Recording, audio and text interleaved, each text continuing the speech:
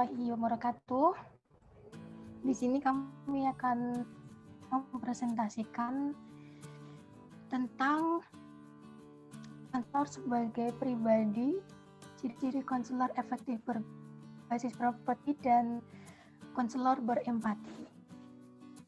Yang beranggotakan saya Ilma Fasa Nuraini, ada Andin Ardia dan Imron Rosidi.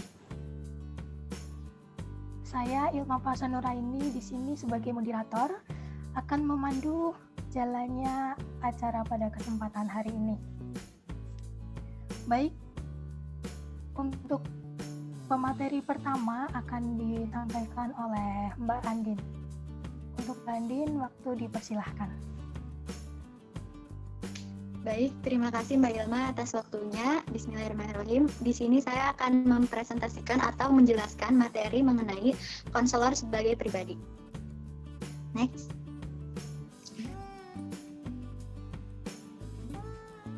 Konselor sebagai pribadi yaitu integritasnya dapat dipercaya.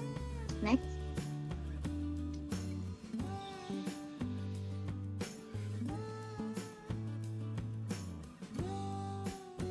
Konselor sebagai pribadi di sini, pribadi menjadi suatu instrumen terpenting dalam kerja profesional seorang konselor.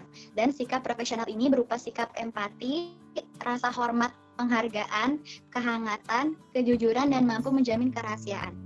Hasil penelitian yang dilakukan Tuax dan Kharkov Warren Virginia membuktikan bahwa keefektifan konselor ditentukan dari kualitas pribadinya. Next.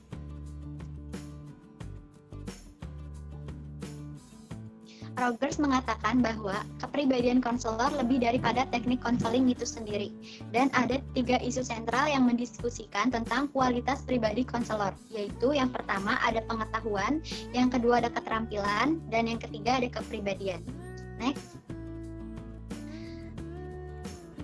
Kesimpulannya, di antara kompetensi konselor yang paling penting ialah kualitas pribadi konselor itu sendiri. Karena konselor sebagai pribadi harus mampu menampilkan jati dirinya secara utuh, tepat, dan berarti, serta mampu membangun hubungan antar pribadi yang unik, harmonis, dinamis, persuasif, dan kreatif. Karena dalam hal ini, atau dalam hal konseling, alat yang paling penting untuk dipakai dalam pekerjaan seorang konselor adalah dirinya sendiri, sebagai pribadi. Ourselves as a person. Next. 2. Ciri-ciri konselor efektif berbasis profetik. Next.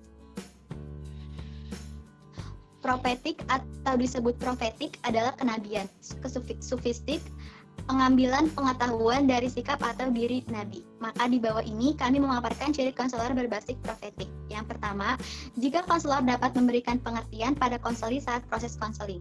Yang kedua, konseli dapat terhibur dan menerima konseling. Yang ketiga, konselor berhasil atau mampu meningkatkan hubungan baik dengan konseling.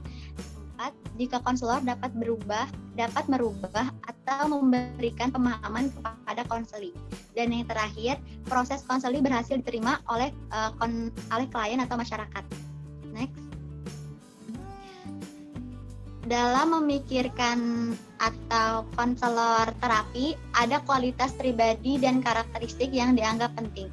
Pandangan mengenai karakteristik pribadi terapis yang efektif dan didukung oleh penelitian tentang topik ini. Ciri-ciri konselor efektif secara umum, yang pertama ada terapis yang efektif memiliki identitas. Mereka tahu siapa mereka dan mereka mampu menjadi apa yang mereka inginkan dari hidup dan apa yang penting. Yang kedua, terapis efektif menghormati dan menghargai diri mereka sendiri. Di sini, mereka dapat memberikan dan menerima bantuan dan cinta keluar dari rasa mereka sendiri, dari harga diri dan kekuatan. Mereka merasa cukup dengan orang lain dan membiarkan orang lain untuk merasa kuat dengan mereka. Yang ketiga, terapis efektif terbuka untuk berubah. Mereka memperlihatkan kemauan untuk meninggalkan keamanan. Diketahui jika mereka tidak puas dengan cara mereka. Mereka membuat keputusan tentang bagaimana mereka ingin berubah, dan mereka bekerja untuk menjadi orang yang mereka ingin menjadi. Yang keempat, terapis efektif membuat pilihan hidup yang berorientasi. Mereka menyadari keputusan awal mereka dibuat tentang diri mereka sendiri, orang lain, dan dunia. Mereka bukan korban dari keputusan awal, dan mereka bersedia untuk merevisinya jika perlu. Mereka berkomitmen untuk untuk hidup sepenuhnya daripada menetap untuk eksistensi. Yang kelima, terapis yang efektif adalah autentik, tulus, dan jujur. Mereka tidak bersembunyi di balik topeng pertahanan, peran steril, atau fasad, dan mampu menempatkan peristiwa-peristiwa kehidupan dalam perspektif mereka. Mereka belum lupa bagaimana untuk tertawa, terutama pada kelemahan mereka sendiri dan kontradiksi. Mungkin hanya itu yang dapat saya sampaikan, selebihnya saya kembalikan pada moderator. Baik, terima kasih Mbak Andin untuk penyampaian materinya. Selanjutnya akan disampaikan oleh Mas Imron Rasidi. Untuk Mas Imron, waktu dipersilahkan.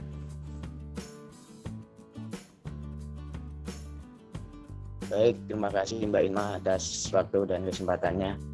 Sini saya akan menjelaskan konselor berempati.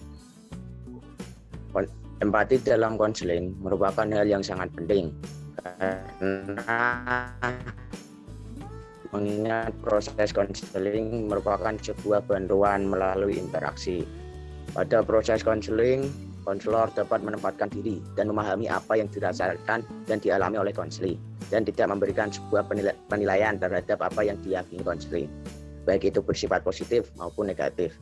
Empati konselor sebagai salah satu faktor kunci yang membantu klien untuk memecahkan masalah personalnya.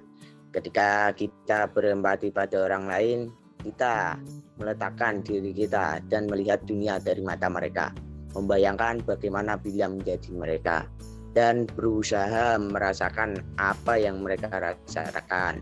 Pada proses konseling, jika klien merasa dimengerti, maka mereka akan lebih mudah membuka diri untuk mengungkapkan pengalaman mereka dan berbagi pengalaman tersebut dengan orang lain. Next.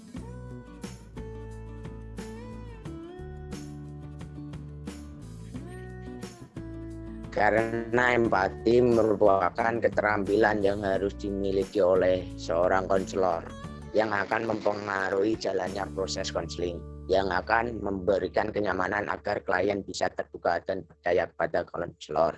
Next.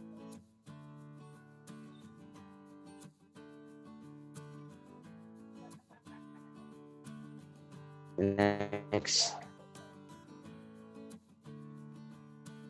Terima kasih, sekian dari saya kembalikan ke moderator. Baik, terima kasih Mas Imron atas penyampaian materinya. Demikian presentasi pada kesempatan hari ini. Mohon maaf atas kesalahan dari kami. Terima kasih. Saya selaku moderator, apabila terdapat kesalahan, mohon maaf yang sebesar-besarnya. Terima kasih. Assalamualaikum warahmatullahi wabarakatuh.